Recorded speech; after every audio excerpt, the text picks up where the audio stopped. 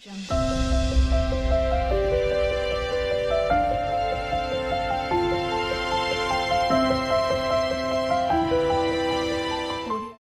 করতে থাকো, ভাগ্যে যেটা আছে ঠিক সেটা চলে আসবে, আর যেটা নেই এসেও সেটা চলে যাবে। মানুষ আপনাকে কতক্ষণ মনে রাখবে জানেন? যতক্ষণ আপনি তাদের মন রেখে চলতে পারবেন। আমার এই পরিবারে আপনাদের সবাইকে স্বাগতম। ভিডিওটি দেশ এবং দেশের বাহিরে যে যেখান থেকে দেখছেন সবাইকে আসসালামু আলাইকুম। আমি ডলিস লাইভ থেকে সবাইকে জানাই আন্তরিক শুভেচ্ছা ও ভালোবাসা। আশা করি সবাই ভালো আছেন। আলহামদুলিল্লাহ, আমার পরিবার নিয়ে আমি ভালো আছি।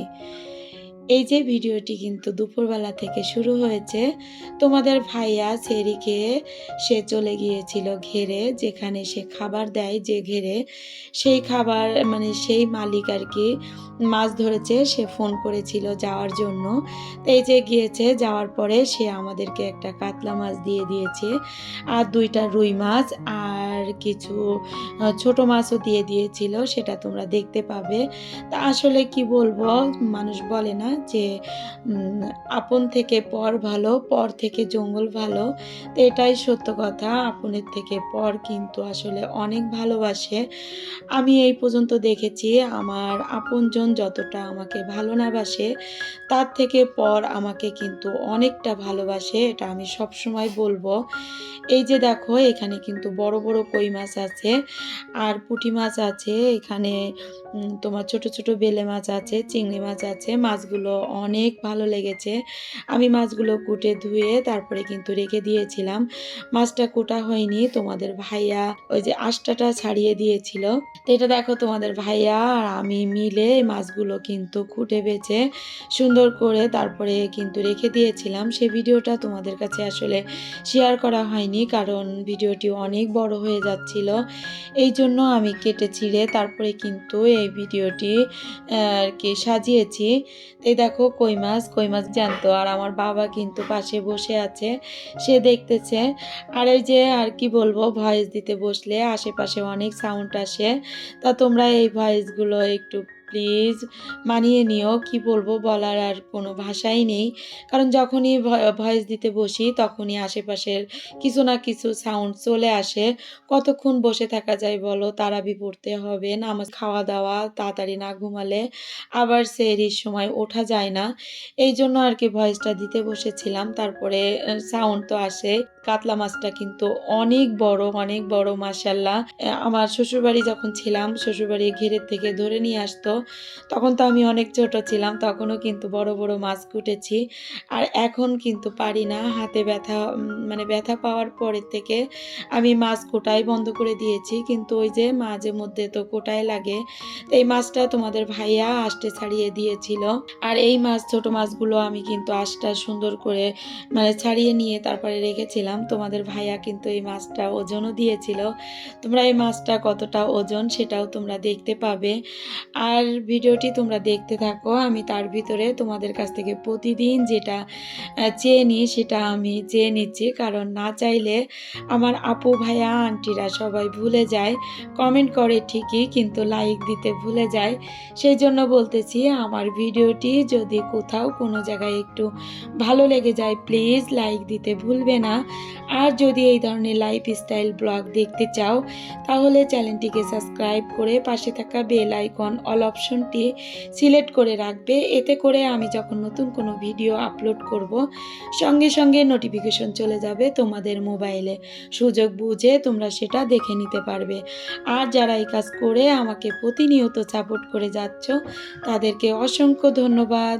আর যারা এই আমার ফেসবুক থেকে দেখছো, তাদেরকে বলবো আমার পেজে লাইক দিয়ে ফলো করে আমার সাপোর্ট করতে পারো, আমার পাশে থেকে যেতে পারো। আর এই যে এই মাছটা কিন্তু 7 কেজি 50 গ্রাম হয়েছে, তোমরা তো দেখতেই পাচ্ছ যে ওয়েট মেশিংয়ে তোমাদের ভাইয়া কিন্তু মাছটা তুলে দিয়েছে। আমি বলতেছিলাম, তোমাদের ভাইয়া বলতেছিল যে ওজন আছে, তা আমি বললাম যে প্রায় 7-8 কেজি হতে পারে। তা দেখো, আমার কথাই ঠিক আছে, এখানে 7 কেজি মানে 50 গ্রামের মতো মাছটা ছিল ওজন। তা মাছটা যখন কুটেছিলাম, এটা মানে ১ম দিন তো কুটতে পারিনি, তোমাদের ভাইয়া আঁশটে ছাড়িয়ে দিয়েছিল। পরের দিন কিন্তু আমি নাজমাকে দিয়ে কাটিয়ে নিয়েছিলাম। তা দেখো তোমাদের ভাইয়া খালি গায়ে মানে জেলে সেজেছে, সেজে দেখো মাছটাকে নিয়ে একটু মডেলিং করতেছে। কারণ যেহেতু সে মাছের খাবার নিয়েই কাজ করে, এই জন্য সে মাছের এই ছবিটা মানে অফিসে পাঠাবে আর কি। সেই জন্য কিন্তু এই মডেলিংটা করে নিল, আর আমিও কিন্তু সেই সুযোগে ভিডিওটা করে নিয়েছি। এই যে ভিডিওটা তোমরা দেখতে পাচ্ছ যে মাছটা কত বড়। মাশাআল্লাহ মাছটা অনেক বড়। তোমাদের ভাইয়া কিন্তু এই ঘেরে খাবার দেয়, তোমাদের ভাইয়া খাবার তৈরি করে মানে মাছের খাবার তৈরি করে এই ঘেরে পাঠায়, সেই মাছই কিন্তু এটা। তা এই যে দেখো আমার পুচু ঘুমিয়ে আছে। ড্রপের পরে কাপড় চোপড় কেচে আমি রেখে দিয়েছি, শুকিয়ে গেছে। কিছু ভাঁজ করেছি আর কিছু ভাঁজ করা হয়নি, রেখে দিয়েছি। তা তার উপরে দেখো সে চিৎপাটাং হয়ে ঘুমিয়ে আছে, অর্ধেক নিচে আর অর্ধেক উপরে। দেখো ও যে যেমন করতেছে ওখান থেকে কিন্তু পড়ে যাবে। তা আমি এসে বলতেছি তুমি কি বেঁচে আছো না মরে গেছো? তো দেখো একটু আলসে কেটে নিল। আমি ওকে আবার সরিয়ে শুয়ে দিয়েছিলাম।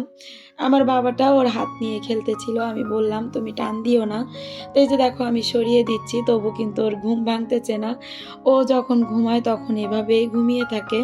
তা ওকে ঠিক মতন শুয়ে দিয়ে, ওটা কিন্তু আগের দিনের ভিডিও আর এটা পরের দিনের ভিডিও, 2 দিনের ভিডিও নিয়ে কিন্তু আমি এই ভিডিওটা সাজিয়েছি। এই যে সেই মাছটা কিন্তু তোমাদের ভাইয়া আঁশটে ছাড়িয়ে রেখেছিল আর নাড়িটা কেটে রেখেছিল, আমি ডিপে রেখে দিয়েছিলাম। পরের দিন নাজমা আসলে নাজমারে দিয়ে আমি মাছটা কেটে নিয়েছিলাম। তা মাছটা কি বলবো, একদম মাংসের মতন ছিল।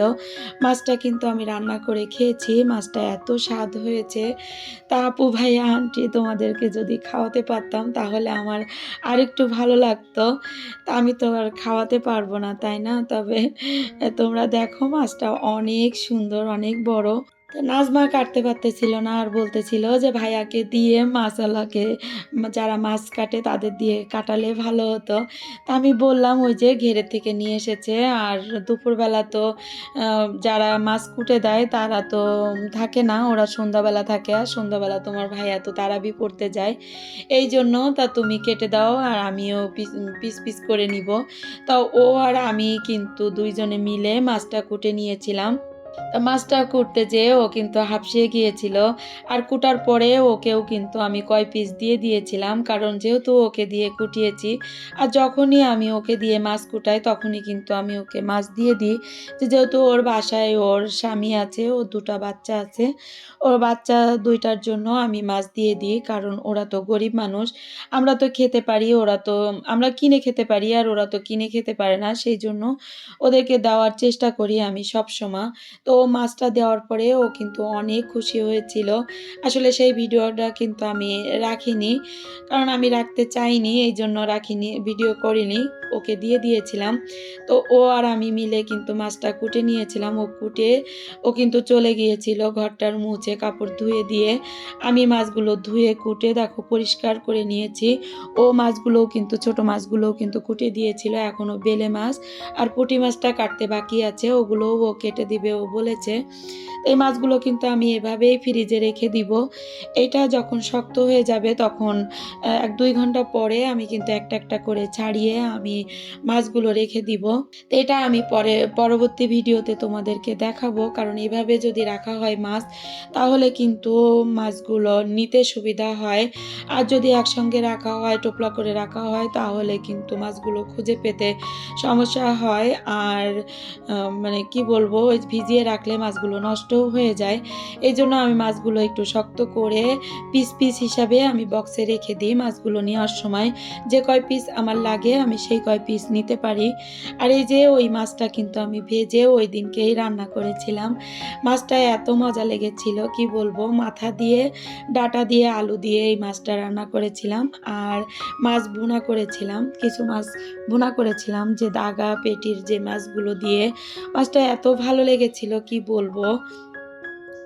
তোমাদের ভাইয়া খেয়ে বলতেছিল যে আজকেই রোজা ভোর যে রোজাগুলো থেকেছি তার থেকে আজকের রোজার এই খাবারটা আমার কাছে অনেক ভালো লেগেছে। তো যাই হোক, এই যে রান্নাগুলো আমি করে নিচ্ছি আর খাওয়াটা তো তোমাদের দেখাতে পারি না, কারণ এই রোজার মাসে রোজা থেকে আসলে ভিডিও করা সম্ভব হয় না। মনে করি ভিডিও করব, কিন্তু ধৈর্যে কুলোয় না। যদি ভিডিও করতে যাই তাহলে সময়টা বেশি লাগে, আর রোজার মাসে তো সময় আসলে কিভাবে চলে যায় এটা মানে বোঝা যায় না। তো দেখো, ওই পাশে তো আমি মাথার কাটা দিয়ে আর ডাটা দিয়ে তুলে দিয়েছি, আর এই পাশে মাছ ভুনাটা করে নিচ্ছি।